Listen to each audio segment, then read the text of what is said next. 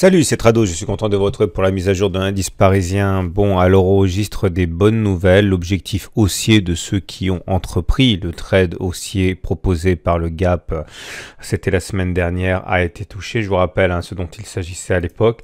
On avait ouvert un gap ici entre les plus hauts, entre les plus bas du 2 avril et les plus hauts du 3 avril. Il y avait un gap comme ça qui avait été créé.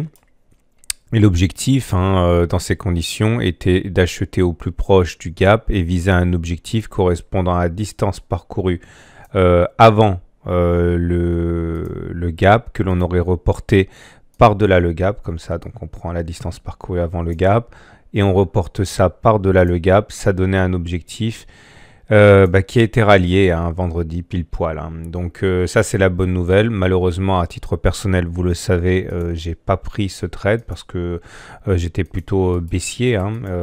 Mais en tout cas ceux qui ont eu le courage ou l'intuition de prendre ce gap et ce trade ont collecté la moisson de leur courage aujourd'hui. Nous sommes maintenant clairement à l'intérieur de la résistance forte des 5500, 5550. Je vous invite à regarder la vidéo du Ken sur les résistances hebdomadaires et mensuelles. En tout cas, à partir de maintenant, une attaque baissière peut arriver à n'importe quel moment. On ne sait pas si elle va se produire. Pour l'instant, depuis 2 séances et depuis en particulier vendredi où on est rentré dans cette zone, il n'y a pas de signal d'attaque baissière. Donc pour l'instant, on marche sur des œufs, mais il n'y a aucune raison de penser que lundi, une baisse pourrait se produire, une baisse massive.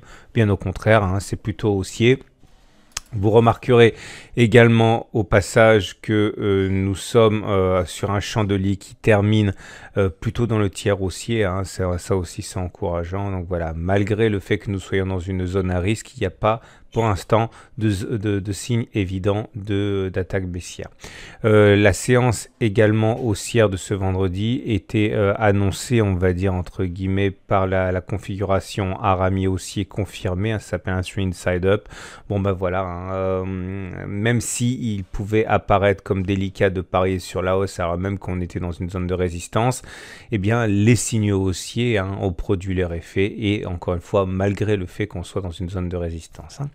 Regardons les indicateurs techniques, à commencer par la moyenne mobile à 20 jours et ce qui revient au même en fait les Bollinger. Donc voilà la moyenne mobile à 20 jours ici, c'est la bande de milieu de Bollinger. C'est aussi puisqu'on est au-dessus de cette zone.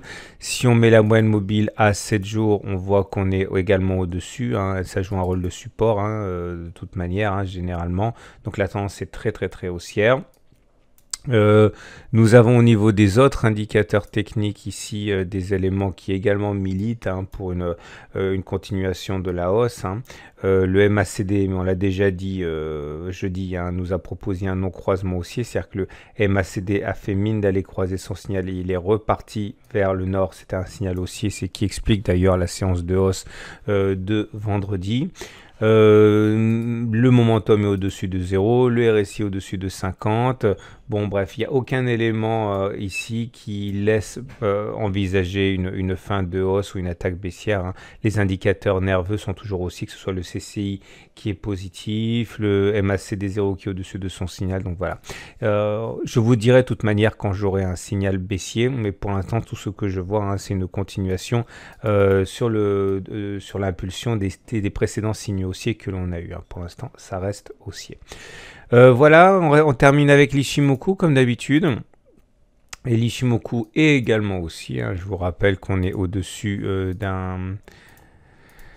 d'un nuage qui est ascendant, donc ça c'est haussier. La Tenkan et la Kijun sont en dessous des cours, c'est aussi. On devait attendre qu'un rapprochement de la Tenkan nous libère un potentiel de hausse, ça a été fait, on en a parlé la semaine dernière. Donc voilà, tout est haussier avec un seul bémol, le fait que l'on soit dans une zone de résistance forte, zone où les baissiers attendent leur heure calmement pour sauter sur toutes les occasions, pour lancer leur attaque baissière qui pour l'instant n'est pas au rendez-vous.